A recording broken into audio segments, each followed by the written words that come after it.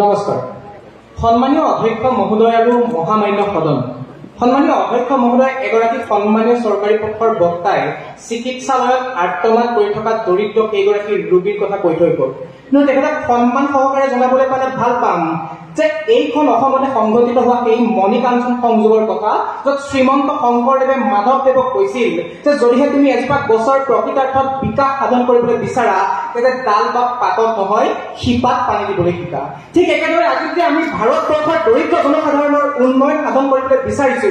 সেই বৃক্ষজোপাৰ ডাল বা পাতত পানী দিয়াৰ দৰে হিতাধিকাৰী আঁচনিৰ সৃষ্টিৰ জৰিয়তে নহয় প্ৰকৃতাৰ্থ সাৰ্বজনীন শিক্ষা সাৰ্বজনীন স্বাস্থ্য আৰু অৰ্থনৈতিক স্বাৱলম্বিতাৰ দিশটোত গুৰুত্ব দিব লাগিব মাননীয় অধ্যক্ষ মহোদয় এই বাস্তৱিকতাখিনি বুজিছো আৰু সেইবাবেই বিৰোধিতা কৰিছো উত্থাপন কৰা বিধেয়কখন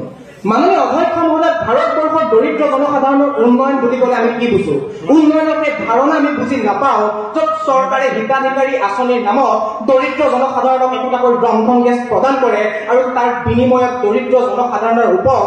নিত্য ব্যৱহাৰ্য খাদ্য সামগ্ৰী আৰু জীৱনদায়িনী ঔষধৰ দাম আকাশলংঘীকৈ বৃদ্ধি কৰি জীয়াই থকাৰ অধিকাৰ ভংগ কৰে মাননীয় অধ্যক্ষ মহোদয় উন্নয়নৰ ধাৰণাক আমি কেতিয়াও স্বাগতম জনাব নোৱাৰো য'ত এইখন ভাৰতবৰ্ষৰ চৰকাৰে হিতাধিকাৰী আঁচনিৰ নামত দৰিদ্ৰ শ্ৰমিকসকলক কেইটামান টকা প্ৰদান কৰে আনফালে চহৰৰ সৌন্দৰ্য বৰ্ধনৰ নামত উন্নয়নৰ নামত বাৰে বাৰে পদপথৰ ব্যৱসায়ীসকলক উচ্ছেদ কৰি দুবেলা দুমুঠি ভাতৰ পৰা বঞ্চিত কৰে মাননীয় অধ্যক্ষ মহোদয় যদিহে আমি প্ৰকৃতাৰ্থত ভাৰতবৰ্ষৰ দৰিদ্ৰ জনসাধাৰণৰ উন্নয়ন সাধন কৰিবলৈ বিচাৰিছো তেন্তে বৰ্ধিত জনসংখ্যাৰ অনুপাতে আনুষ্ঠানিক অৰ্থনীতিত নিয়োগৰ সুবিধা কৰিব লাগিব আৰু তাকে নকৰি মাননীয় অধ্যক্ষ মহোদয় চৰকাৰী হিতাধিকাৰী আঁচনিৰ জয়ধ্বনিৰে আমি আজি পবিত্ৰ সদনৰ মাজমজিয়াত উদ্যাপ্ত কণ্ঠেৰে কৈছো যে চৰকাৰী হিতাধিকাৰী আঁচনিয়ে ভাৰতবৰ্ষৰ দৰিদ্ৰতা দূৰ কৰিছে মাননীয় অধ্যক্ষ মহোদয় the Protestant ethics and the spirit of capitalism শীৰ্ষক গ্ৰন্থখনত বিশিষ্ট সমাজতত্ত্ববিদ মেক্স ৱেবাৰে অতি স্পষ্টকৈ উল্লেখ কৰি থৈ গৈছে ভাৰতবৰ্ষৰ যি নেতিবাচক ধৰ্মীয় পৰিৱেশ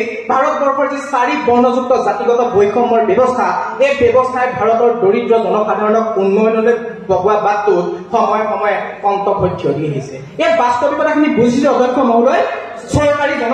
হিতাধিকাৰী আঁচনিসমূহে ভাৰতবৰ্ষৰ যি নেতিবাচক ধৰ্মীয় পৰিৱেশ ভাৰতবৰ্ষৰ যি 4 বৰ্ণযুক্ত ধৰ্মীয় বৈষম্য জাতিগত বৈষম্য এই সমস্যাসমূহক সমাধান কৰিব নোৱাৰে ভাৰতবৰ্ষত যেতিয়ালৈকে 4 বৰ্ণযুক্ত জাতিগত বৈষম্য ব্যৱস্থাৰ বলি হৈ দলিতসকল বঞ্চিত হৈ থাকিব তেতিয়ালৈকে এখন ভাৰতবৰ্ষত হাজাৰটা চৰকাৰী হিতাধিকাৰী আঁচনি প্ৰদান কৰিলেও দৰিদ্ৰ জনসাধাৰণৰ উন্নয়ন সাধন নহয় মাননীয় অধ্যক্ষ মহোদয় আজি চৰকাৰী হিতাধিকাৰী আঁচনিৰ জৰিয়তে ভাৰতবৰ্ষৰ দৰিদ্ৰ জনসাধাৰণৰ উন্নয়ন সাধন কৰাৰ কথা সন্মানীয় চৰকাৰী পক্ষৰ সদস্যসকলে কৈ থৈ গ'ল কিন্তু 2023 চনৰ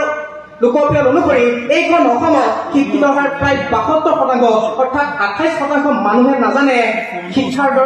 অধিকাৰ কি সেই 28% মানুহে নিজৰ নামটো মাতৃভাষাত লিখিব নাজানে তেনে প্ৰেক্ষাপটত সেই 28% মানুহৰ উন্নয়ন হিতাধিকাৰী আঁচনিসমূহে কেনেদৰে কৰিব সেই কথা আজি সদনৰ মাজমজিয়াত স্পষ্ট কৰি দিয়াটো একেবাৰে প্ৰয়োজনীয়তা আছিল আৰু তাকে নকৰি চৰকাৰী হিতাধিকাৰী আঁচনিৰ জয়ধ্বনিৰে আজিৰ সদনৰ মাজমজিয়াত জনসাধাৰণৰ উন্নয়ন সাধন হৈছে বুলি যি মিথ্যাচাৰ প্ৰচাৰ কৰা হৈছে সেই মিথ্যাচাৰৰ বিৰোধিতা কৰিছো আৰু সেইবাবে বিৰোধিতা কৰিছো উত্থাপন কৰা বিধেয়কখন মাননীয় অধ্যক্ষ মহোদয় এখন ভাৰতবৰ্ষ এখন ভাৰতবৰ্ষ নহয় ইয়াত দুখন ভাৰতবৰ্ষ আছে এখন ভাৰতবৰ্ষত পৰ্বতখনৰ খাদ্য আৰু আনখন ভাৰতবৰ্ষ একদম খোৱা পানী এটুকুৰাৰ ৰুটিৰ অভাৱত কোনে কুকুৰ মেকুৰীৰ লগত আৱৰ্জনাৰ দমত কৰিছে খাদ্যৰ সন্ধান তাকে নকৰি মাননীয় অধ্যক্ষ মহোদয় হিতাধিকাৰী আঁচনিৰ সৃষ্টি কৰি ভাৰতবৰ্ষৰ দৰিদ্ৰ জনসাধাৰণৰ উন্নয়ন কৰা হৈছে বুলি যিয়ে কালি আকৌ পুনৰ এবাৰ মিথ্যাচাৰ প্ৰদান কৰা হৈছে সেই মিথ্যাচাৰক পুনৰ আমি এবাৰ বিৰোধিতা কৰিছো মাননীয় অধ্যক্ষ মহোদয় আমি দ্বিতীয়খন ভাৰতবৰ্ষত যেতিয়া প্ৰদান কৰিব পৰা নাই মৌলিক অধিকাৰ দ্বিতীয়খন ভাৰতবৰ্ষত যেতিয়া আমি প্ৰদান কৰিব পৰা নাই জীয়াই থাকিবলৈ প্ৰয়োজন হোৱা ন্যূনতম অধিকাৰখিনি আৰু তাকে নকৰি সন্মানীয় চৰকাৰী পক্ষৰ সদস্যসকলে নিজৰ দুখ গাত দিবলৈ আজিৰ সদনত এখন ভ্ৰান্ত বিধেয়ক উত্থাপন কৰিছে মাননীয় অধ্যক্ষ মহোদয় শেষান্ত আৱৰ্জনাৰ দমত খাদ্য বিচাৰি ফুৰা শিক্ষাৰ অধিকাৰৰ পৰা বঞ্চিত হৈ পলে পলে শোষণ আৰু নিষ্পেষণৰ বলি হোৱা সেইখন ভাৰতবৰ্ষৰ দৰিদ্ৰ জনসাধাৰণৰ উন্নয়নৰ স্বাৰ্থত কবি পপী সান্তনা ভৰালীৰ ভাষাৰে ক'বলৈ বিচাৰিছো ৰ'দে বৰষুণে তিতি সংগ্ৰহ কৰা সেই লোহা কিনা প্লাষ্টিকৰ বস্তাটোৰ ওপৰত শুই থকা কামিহাৰ গণিব পৰা দেহাটোৱে বুজাই দিলে তাৰ ঐশ্বৰ্যৰ বাবে কি হেৰুৱাইছে তাৰ পখিলা খেদাৰ বয়স ধন্যবাদ মহোদয় ধন্যবাদ মহামান্য সদন